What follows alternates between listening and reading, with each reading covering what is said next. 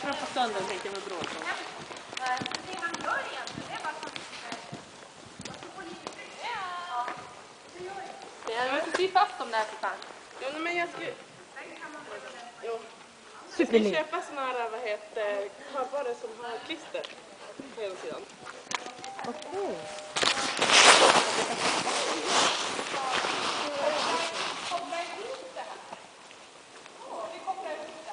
Men vi ska inte ta bra på den här.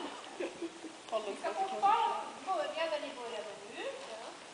Och efter det får ni då använda ytan.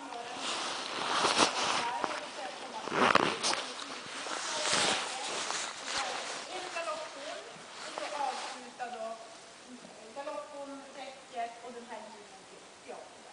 Så vi kopplar alltså ihop. Coolt. Koppla ihop dem. 8 blir det.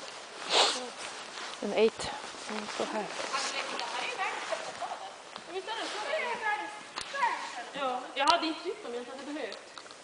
Man sitter som ett snäck. Ja, jag gillar ju det stora kroppet och stora bak.